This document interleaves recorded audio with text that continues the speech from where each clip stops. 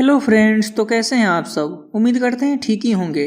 तो दोस्तों, इससे पिछली वीडियो में हम उच्च न्यायालय से जुड़े महत्वपूर्ण प्रश्न किए थे और आज इस वीडियो में हम राज्यपाल से जुड़े कुल 40 VVI प्रश्नों का रिवीजन करेंगे। दोस्तों, हमारे जितने भी पॉलिटी के वीडियोज होते हैं वो हमारे चैनल पर पॉलिटी के प्लेलिस्ट में अपलोडेड रहते हैं। अगर आप चाहें तो वहाँ से देख सकते हैं। तो चलिए बिना समय गवाए हम आज का अपना टॉपिक शुरू करते हैं। तो आज का हमारा पहला प्रश्न है, राज्य की कार्यपालिका शक्ति किसमें निहित होती है। राज्य की कार्यपालिका शक्ति किसमें निहित होती है। तो देखिए, राज्य की कार्यपालिका शक्ति राज्यपाल में निहित होती है। ठीक, राज्य की कार्यपालिका शक्ति राज्यपाल में निहित होती है। देखिए, राज्य की कार्यपालिका का प्रमुख राज्यपाल होता है जो मंत्री परिषद की सलाह के अनुसार कार्य करता है। कुछ मामलों में राज्यपाल को विशेषाधिकार दिया गया है। ऐसे मामले में वह मंत्री परिषद की सलाह के बिना भी कार्य करता है।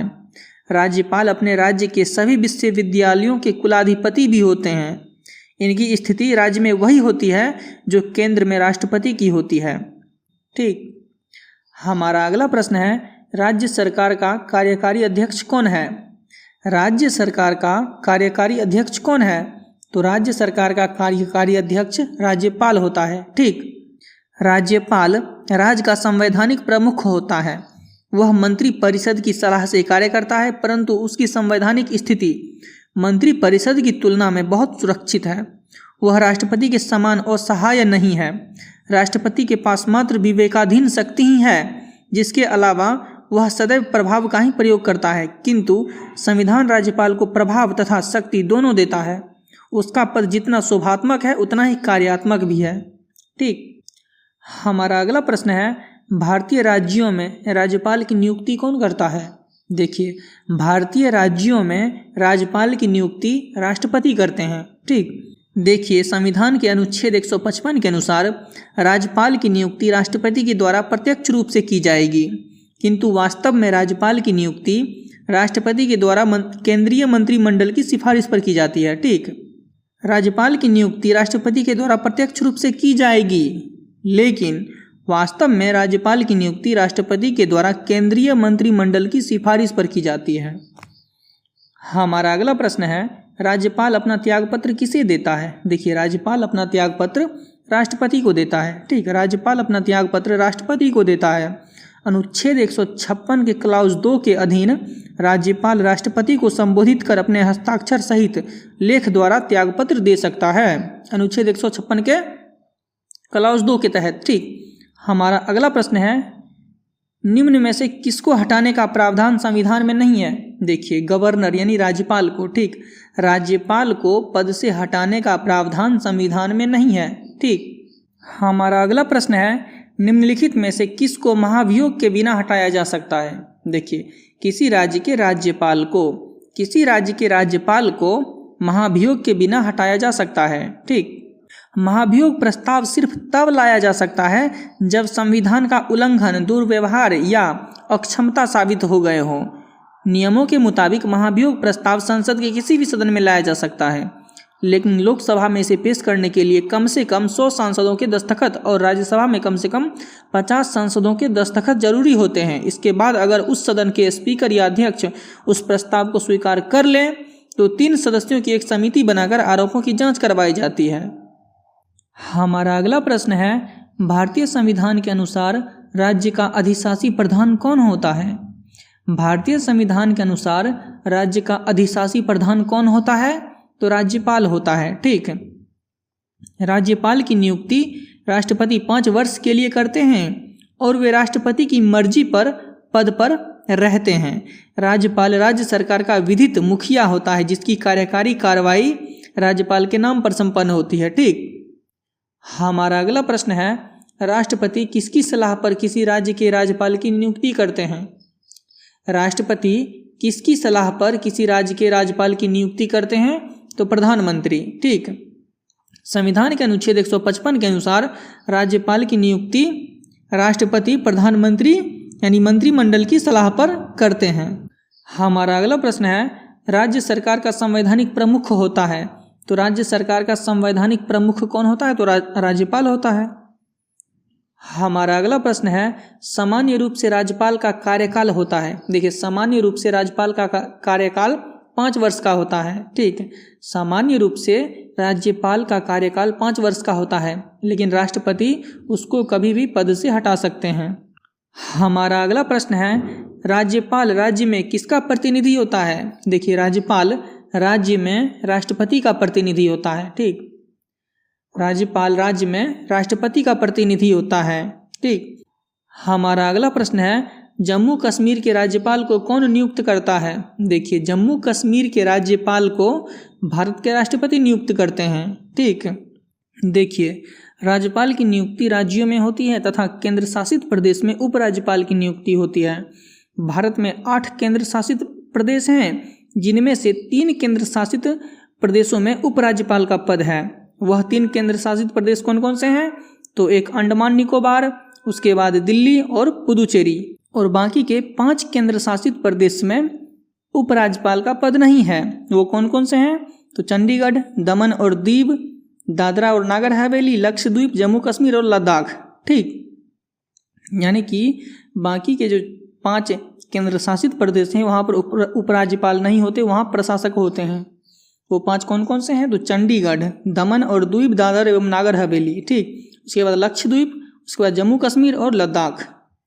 हमारा अगला प्रश्न है, उपराज्यपाल की नियुक्ति कौन करता है। देखिए, उपराज्यपाल की नियुक्ति राष्ट्रपति करते हैं। ठीक, उपराज्यपाल की नियुक्ति राष्ट्रपति करते हैं। हमारा अगला प्रश्न है, राज्यपाल का पद बना रहता है। राज्यपाल का पद बना रहता है तो राष्ट्रपति के प्रसाद पर्यंत। ठीक, सामान्य तौर पर राज्यपाल की नियुक्ति 5 वर्षों के लिए होती है, लेकिन राष्ट्रपति जब चाहें तब उनको पद से हटा सकते हैं। ठीक, तो राज्यपाल का पद कब तक बना रहता है, तो राष्ट्रपति के प्रसाद पर्यंत। प्रसाद पर्यंत का अर्थ होता है इच्छा अनुसार, इच्छा तक, प्रसन्नता तक। हमारा अगला प्रश्न है, राज्यपाल को प्रति माह कितना वेतन प्राप्त होता है। राज्यपाल को प्रति माह कितना वेतन प्राप्त होता है, तो 3,50,000। ठीक, राज्यपालों का वेतन 3.5 लाख रुपये प्रति माह है। हमारा अगला प्रश्न है, राज्यपाल का वेतन और भत्ता किस कोष से आता है। देखिए, राज्यपाल का वेतन और भत्ता राज्य की संचित निधि से आता है। ठीक, राज्यपाल का वेतन और भत्ता राज्य की संचित निधि से आता है। हमारा अगला प्रश्न है, राष्ट्रपति शासन में राज्य का प्रमुख शासन संचालक कौन होता है। राष्ट्रपति शासन में राज्य का प्रमुख शासन संचालक कौन होता है, तो राज्यपाल होता है। ठीक, संविधान के अनुच्छेद 356 केंद्र की संघीय सरकार को राज्य में संवैधानिक तंत्र की विफलता या संविधान के स्पष्ट उल्लंघन की दशा में उस राज्य का भूत वाला सरकार को बर्खास्त कर उस राज्य में राष्ट्रपति शासन लागू करने का अधिकार देता है। इसके द्वारा राज्य का नियंत्रण बजाय एक निर्वाचित मुख्यमंत्री के सीधे भारत के राष्ट्रपति के अधीन आ जाता है, लेकिन प्रशासनिक दृष्टि से राज्य के राज्यपाल को केंद्रीय सरकार द्वारा कार्यकारी अधिकार प्रदान किए जाते हैं। ठीक, हमारा अगला प्रश्न है, राज्य का मंत्री परिषद का गठन कौन करता है। देखिए, राज्य के मंत्री परिषद का गठन राज्यपाल करते हैं। ठीक है, राज्य के मंत्री परिषद का गठन राज्यपाल करते हैं। हमारा अगला प्रश्न है, किसी भारतीय राज्य के राज्यपाल से संबंधित निम्नलिखित में से कौन सा कथन सही नहीं है। ठीक, किसी भारतीय राज्य के राज्यपाल से संबंधित निम्नलिखित में से कौन सा कथन सही नहीं है, तो ऑप्शन सी को देखिए। यदि संबंधित राज्य की विधायिका उसे पद से हटाए जाने के लिए प्रस्ताव पारित करता है तो वह पदमुक्त किया जा सकता है। नहीं, यही सही नहीं है। ठीक ना, राज्यपाल को सिर्फ और सिर्फ राष्ट्रपति ही पद से हटा सकते हैं, विधायिका प्रस्ताव पारित कर उसे पद से नहीं हटा सकते। तो यही ऑप्शन गलत था, ऑप्शन सी। हमारा अगला प्रश्न है, राज्यों के गवर्नर संविधान के अंतर्गत किसके प्रति अपने आचरण के लिए उत्तरदायी होते हैं। राज्यों के गवर्नर संविधान के अंतर्गत किसके प्रति अपने आचरण के लिए उत्तरदायी होते हैं, तो राष्ट्रपति के प्रति। ठीक ना, राज्यों के राज्यपाल वह राष्ट्रपति के प्रति अपने आचरण के लिए उत्तरदायी होते हैं। हमारा अगला प्रश्न है, भारतीय संविधान के अनुसार राज्यों की विधायिका में सम्मिलित है। देखिए, भारतीय संविधान के अनुसार राज्यों की विधायिका में कौन कौन सम्मिलित है, तो हम ऑप्शन 4 को देखेंगे। देखिए, राज्यपाल, विधानसभा एवं विधान परिषद, जहां इसका अस्तित्व है। ठीक, तो यानी कि राज्यों की विधायिका में कौन कौन से सम्मिलित हैं, तो राज्यपाल सम्मिलित हैं, विधानसभा सम्मिलित हैं तथा विधान परिषद, जहाँ जहाँ इसका अस्तित्व है वहाँ वहाँ विधान परिषद भी राज्य की विधायिका में शामिल है। देखिए, भारत के 6 राज्यों में विधान परिषद है। ठीक, भारत के 6 राज्यों में विधान परिषद है। कहाँ कहाँ है? तो उत्तर प्रदेश में है, बिहार में है, महाराष्ट्र में, कर्नाटक, तेलंगाना और आंध्र प्रदेश। इन 6 राज्यों में विधान परिषद है, बाकी के राज्यों में विधान परिषद नहीं है। ठीक, भारत के केवल 6 राज्यों में ही विधान परिषद है, उत्तर प्रदेश, बिहार, महाराष्ट्र, कर्नाटक, तेलंगाना और आंध्र प्रदेश। हमारा अगला प्रश्न है, निम्नलिखित में से कौन भारत के राष्ट्रपति की इच्छा तक ही पद पर बना रहता है? तो राज्यपाल। ठीक, राज्यपाल भारत के राष्ट्रपति की इच्छा तक ही पद पर बना रहता है। हमारा अगला प्रश्न है, राज्यपाल के पद पर नियुक्ति की न्यूनतम उम्र सीमा क्या है? तो 35 वर्ष। ठीक, राज्यपाल के पद पर नियुक्ति की न्यूनतम उम्र सीमा 35 वर्ष है। आइए हम राज्यपाल बनने के लिए क्या क्या योग्यताएं होनी चाहिए उसको एक बार देख लेते हैं। ठीक, तो देखिए, पहला है कि वह भारत का नागरिक होना चाहिए। ठीक, कोई भी व्यक्ति राज्यपाल तभी बन सकता है यदि वह भारत का नागरिक हो। दूसरा, उसकी आयु 35 वर्ष से अधिक होनी चाहिए। न्यूनतम आयु 35 वर्ष है, यानी कि 35 वर्ष से कम उम्र का व्यक्ति राज्यपाल नहीं बन सकता है। और तीसरा है कि जो संसद या विधानमंडल का सदस्य नहीं है। ठीक, राज्यपाल वही व्यक्ति बन सकता है जो संसद या विधानमंडल का सदस्य नहीं है। और अगर यदि कोई व्यक्ति संसद या विधानमंडल का सदस्य है तो राज्यपाल के पद ग्रहण करने के बाद उसकी सदस्यता का अंत हो जाएगा। समझे? अपनी नियुक्ति के बाद वह किसी अन्य लाभ के पद पर नहीं रह सकता है। तो यही था राज्यपाल बनने की योग्यताएं। हमारा अगला प्रश्न है, राज्यपाल को पद की गोपनीयता की शपथ कौन दिलवाता है? राज्यपाल को पद की गोपनीयता की शपथ कौन दिलवाता है? तो राज्य के उच्च न्यायालय के मुख्य न्यायाधीश। ठीक, राज्य के उच्च न्यायालय के मुख्य न्यायाधीश राज्यपाल को पद की गोपनीयता की शपथ दिलवाते हैं। हमारा अगला प्रश्न है, संविधान के अनुसार राज्यपाल पद पर नियुक्त होने के लिए क्या अर्हताएं होनी चाहिए? तो उपयुक्त सभी। ठीक ना, संविधान के अनुसार राज्यपाल पद पर नियुक्त होने के लिए क्या क्या योग्यताएं होनी चाहिए? तो उपयुक्त सभी। तो वह 35 वर्ष की आयु पूरी कर चुका हो। ठीक, संसद या किसी राज्य के विधानमंडल का सदस्य ना हो, वह कोई अन्य लाभ पद धारण न करता हो, यानी उपयुक्त सभी।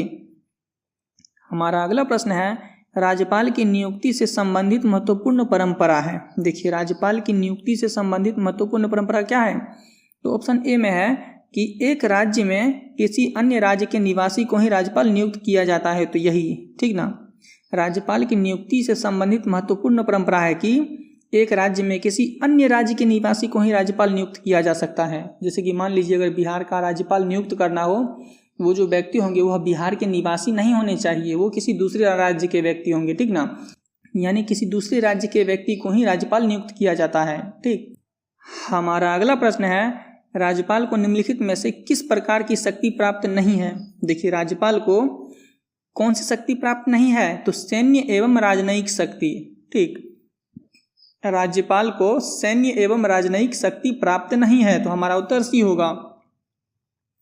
हमारा अगला प्रश्न है, राज्यपाल निम्नलिखित में से किसकी नियुक्ति नहीं करता है? देखिए, राज्यपाल निम्नलिखित में से किसकी नियुक्ति नहीं करता है? तो राज्य के उच्च न्यायालय के सदस्य। ठीक है, राज्यपाल किसकी नियुक्ति नहीं करते हैं?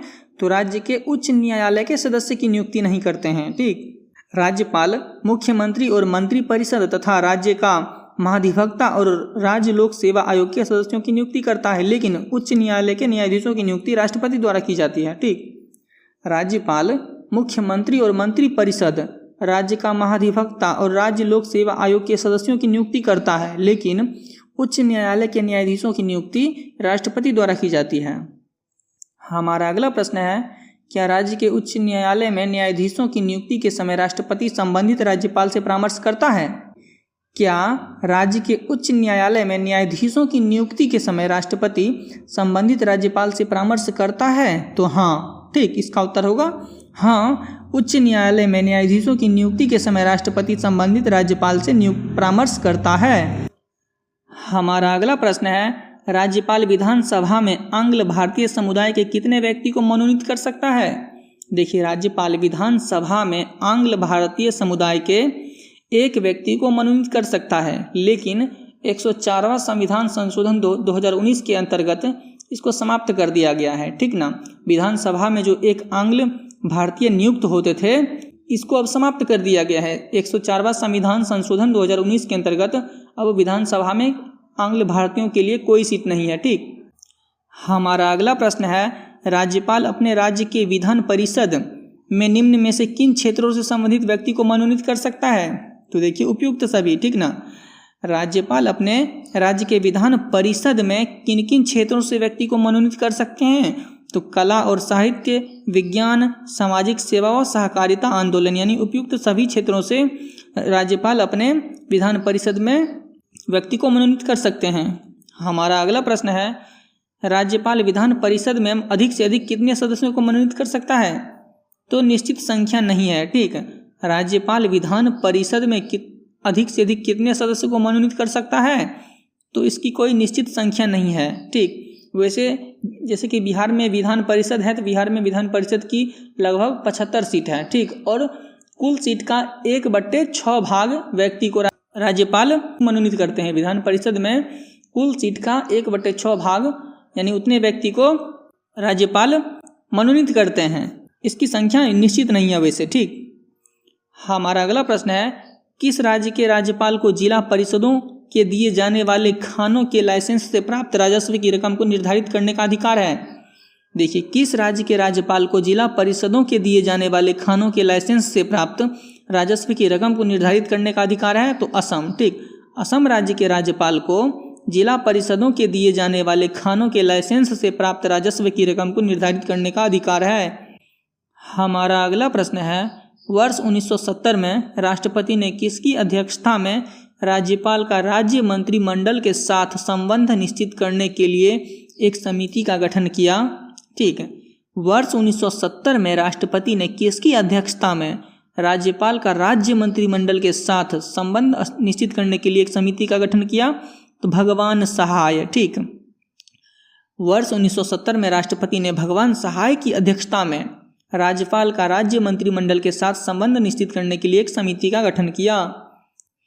हमारा अगला प्रश्न है, राज्यपाल सोने के पिंजरे में निवास करने वाली चिड़िया के समतुल्य है, यह किसका कथन है? देखिए, राज्यपाल सोने के पिंजरे में निवास करने वाली चिड़िया के समतुल्य है, यह कथन किसका है? तो सरोजिनी नायडू का, ठीक ना। सरोजिनी नायडू भारत की पहली महिला राज्यपाल थी। उन्हें उत्तर प्रदेश का राज्यपाल नियुक्त किया गया था, ठीक। वह विस्तार और जनसंख्या की दृष्टि से देश का सबसे बड़ा प्रांत था। उस प्रांत को स्वीकार करते हुए उन्होंने कहा, मैं अपने को कैद कर दिए गए जंगल के पक्षी की तरह अनुभव कर रही हूँ। लेकिन वह प्रधानमंत्री जवाहरलाल नेहरू की इच्छा को टाल न सकी, जिनके प्रति उनके मन में गहन प्रेम व स्नेह था। इसलिए वह लखनऊ में जाकर बस गई और वहाँ सौजन्य और गौरवपूर्ण व्यवहार के द्वारा अपने राजनीतिक कर्तव्यों को निभाया, ठीक। सरोजिनी नायडू इन्होंने ही कहा था कि राज्यपाल सोने के पिंजरे में निवास करने वाली चिड़िया के समतुल्य है। हमारा अगला प्रश्न है, किसी भारतीय राज्य के सबसे लंबे समय तक सेवा में रहने वाले पहले राज्यपाल कौन थे? ठीक, किसी भारतीय राज्य के सबसे लंबे समय तक सेवा में रहने वाले पहले राज्यपाल कौन थे? तो पद्मजा नायडू, ठीक। देखिए, पद्मजा नायडू प्रसिद्ध भारतीय राजनीतिज्ञ श्रीमती सरोजिनी नायडू की पुत्री थी, ठीक। पद्मजा नायडू प्रसिद्ध भारतीय राजनीतिज्ञ श्रीमती सरोजिनी नायडू की पुत्री थी। इन्होंने अपनी माता के समान ही अपना सारा जीवन भारत के हितों के लिए समर्पित कर दिया था। पद्मजा नायडू को सन 1962 में भारत सरकार ने के सर्वोच्च दूसरे नागरिक पुरस्कार पद्म विभूषण से सम्मानित किया गया था। यानी पद्मजा नायडू को 1962 में पद्म विभूषण से सम्मानित किया गया था। भारत की आज़ादी के बाद वह संसद की सदस्य बनी और बाद में पश्चिम बंगाल की पहली महिला राज्यपाल बनाई गई, ठीक। पश्चिम बंगाल की पहली महिला राज्यपाल बनाई गई थी कौन? पद्मजा नायडू। और इन्होंने वहाँ सबसे लंबे समय तक सेवा में रहने वाले पहले राज्यपाल का कार्य किया। हमारा अगला प्रश्न है, राज्यपाल विधान परिषद के कितने सदस्यों को मनोनीत कर सकता है? देखिए, राज्यपाल विधान परिषद के कितने सदस्यों को मनोनीत कर सकता है? तो 1/6 सदस्य, ठीक। राज्यपाल विधान परिषद के कितने सदस्यों को मनोनीत कर सकता है? तो 1/6 सदस्य। हमारा अगला प्रश्न है, राज्य का विशेष अभिभाषण राज्यपाल द्वारा किस अवसर पर दिए जाने वाले अभिभाषण से संदर्भित है? तो आम चुनाव के बाद बुलाए गए प्रथम सत्र के आरंभ में तथा प्रत्येक वर्ष के प्रथम सत्र पर। ठीक ना। राज्य का विशेष अभिभाषण राज्यपाल द्वारा किस अवसर पर दिए जाने वाले अभिभाषण से संदर्भित है? तो आम चुनाव के बाद बुलाए गए प्रथम सत्र के आरंभ में तथा प्रत्येक वर्ष के प्रथम सत्र पर। ठीक। हमारा अगला प्रश्न है, भारत के किसी राज्य की राज्यपाल बनने वाली प्रथम महिला थी? तो सरोजनी नायडू। भारत की प्रथम महिला राज्यपाल कौन थी? सरोजनी नायडू। कहाँ की राज्यपाल बनी थी? तो उत्तर प्रदेश की। हमारा अगला प्रश्न है, किसकी अनुमति के बिना राज्य की विधानसभा में कोई धन विधेयक पेश नहीं किया जा सकता? तो राज्यपाल। ठीक। यानी राज्यपाल की अनुमति के बिना राज्य की विधानसभा में कोई धन विधेयक नहीं पेश किया जा सकता है। तो दोस्तों यहीं पर हमारा वीडियो खत्म हुआ। अगर आपको यह वीडियो अच्छा लगा तो कृपया चैनल को लाइक शेयर एंड सब्सक्राइब करें। Thank you.